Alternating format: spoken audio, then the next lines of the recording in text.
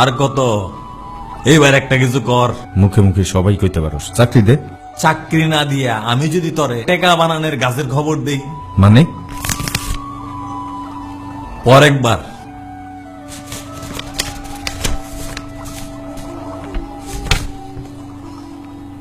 এক গাছে 250 নারকেল, বছরে 100 গাছে 25,000 নারকেল, 200 গাছে 50,000, 500 গাছে 1,25,000। বেকার থাকবি না টাকার গাছ লাগাবি? মাথাই নষ্ট, গাছ লাগামু। আচ্ছা, এই বিষয়ে আরো জানুম কেমনে? চল আকাশ ভাইয়ের কাছে, তাই না তো কিসের বিচার।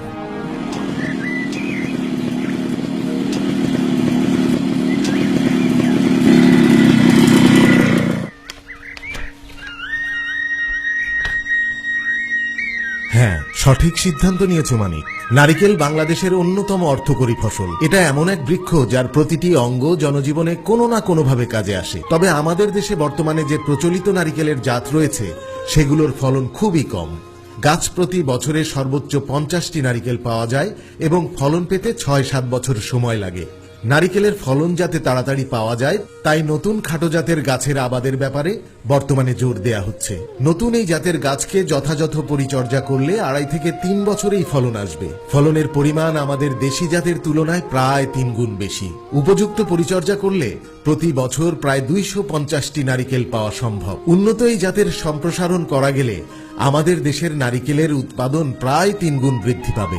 খাটো জাতের নারিকেল গাছ 3 বছরেই ফলন।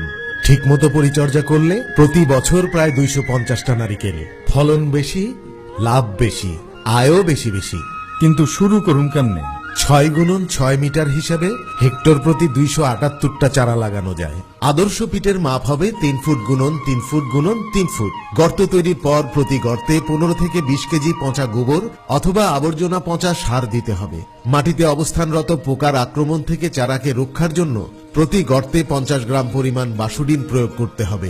সকল কিছু মিশিয়ে গর্ত ভরাট করার পর পানি দিয়ে গর্তটাকে ভিজিয়ে দিতে হবে, যাতে সকল সার ও অন্যান্য উপাদান মাটির সাথে মিশে যায়, যা চারা গাছের শিকড়ের বৃদ্ধিকে ত্বরান্বিত করবে। গর্তের মাঝখানে নারিকেল চারা এমনভাবে রোপণ করতে হবে যাতে নারিকেলের খোসা সংলগ্ন চারার গোড়ার অংশ মাটির উপরে থাকে। চারা রোপণের সময় মাটি নিচের দিকে ভালোভাবে চাপা দিতে হবে যাতে চারাটি শক্তভাবে দাঁড়িয়ে থাকতে পারে। এরপর সেচ দিতে হবে। নারিকেল ফসলের জন্য সেচ ও নিষ্কাশনের ভূমিকা গুরুত্বপূর্ণ। শুষ্ক মৌসুমে প্রতিদিন সেচ এবং বর্ষার সময় পানি নিষ্কাশনের ব্যবস্থা থাকতে হবে। 20 দিন পর আগাছা পরিষ্কার করতে হবে। ছত্রাক জাতীয় রোগ থেকে মুক্তির জন্য 15 দিন পর পর ছত্রাকনাশক স্প্রে করতে হবে। চারা রোপণের প্রথম মাস থেকে 24তম মাস পর্যন্ত প্রতি মাসে নির্দিষ্ট নিয়ম অনুযায়ী আন্তঃপরিচর্যা চালিয়ে যেতে হবে। গাছের 24 মাস বয়সের পর প্রতি গাছে বছরে 5.5 KG urea, 10 KG TSP, 7 KG MOP এবং 50 কেজি গোবর সার প্রতি বছর 4 ভাগে 3 মাস পর পর গাছের গোড়ায় প্রয়োগ করতে হবে। অন্যান্য সারের ক্ষেত্রে ম্যাগনেসিয়াম সালফেট 150 গ্রাম করে প্রতি 6 মাস অন্তর অন্তর এবং বোরন সার 100 গ্রাম করে প্রতি বছরে 2 বার মাটিতে মিশিয়ে দিতে হবে।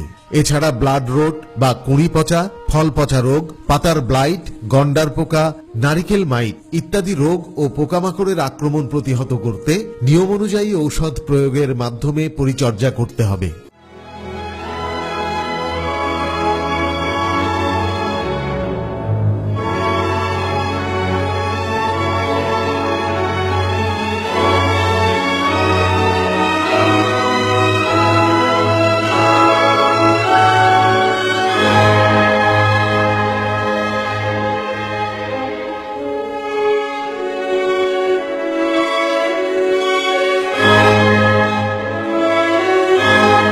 কি নারকেল গাছ লাগাইলাম মানিক, পুরা বাম্পা ফলনই ফলন। এত টাকা খাইব কে? বিয়ার সাইডে খারাপ। এই নারকেল আমার কাছে শুধু ফলন না, এক একটা স্বর্ণের টুকরা। ওয়ালাইকুম সালাম। সফল মানুষকে সবাই সম্মান করে, সঠিক পরিশ্রমে যে সফল তার সম্মানটাও একটু বেশি।